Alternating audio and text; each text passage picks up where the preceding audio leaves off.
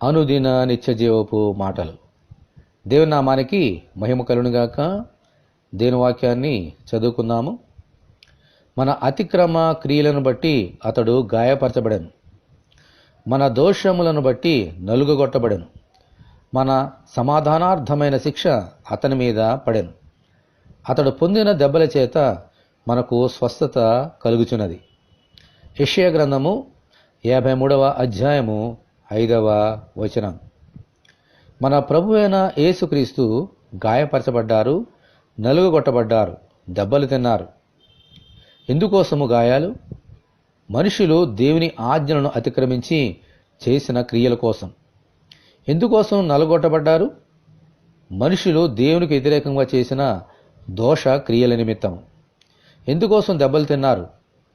మనుషులకు పాప రోగము నుండి, శరీర సంబంధమైన రోగముల నుండి స్వస్థతను ఇవ్వడానికి. దేవునికి స్తోత్రం, హల్లెలూయా.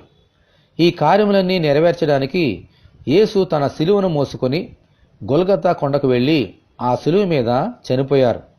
దేవునికి మహిమ కలుగునుగాక. ఆమేన్.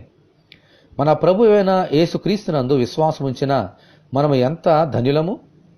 ఆయన ద్వారా దేవునితో సమాధానము కలిగి ఈ లోకములో జీవించుదాం. ప్రభువా, మా కొరకు చనిపోయిన మీరు సదాకాలము మా హృదయములో జీవించినట్లు అనుగ్రహించమని ప్రభువైన యేసుక్రీస్తు ద్వారా మనమందరము దేవుని ప్రార్థన చేసుకుందాము. ప్రభువా, మీ కొందనాలు తండ్రి.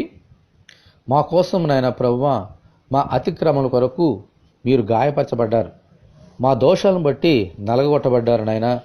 మా శిక్ష మీ మీద పడింది, అయితే ఇవన్నీ ప్రేమతో భరించారు. ఎందుకోసమంటే మీరు పొందిన గాయముల చేత, ఆ దెబ్బల చేత మాకు శరీర సంబంధమైన, ఆత్మ సంబంధమైన స్వస్థతనివ్వడానికి అవన్నీ భరించారు. దేవా, మా పూర్ణ హృదయంతో మీకు వందనాలు చెల్లిస్తున్నాం. మా కొరకు ప్రాణం పెట్టిన మీ యందు ఎల్లప్పుడూ విశ్వాసం ఉంచి జీవించినట్లుగా ఈ వాక్యం వింటున్న నీ బిడ్డలందరినీ అలాగున దీవించమని యేసు అతి పరిశుద్ధమైన నామములో ప్రార్థన చేయుచున్నాము తండ్రి. ఆమేన్. ప్రభువైన యేసు సన్నిధి మనకు తోడే ఉండి నడిపించునుగాక. ఆమేన్. పరిశుద్ధ దేవుని మందిరం.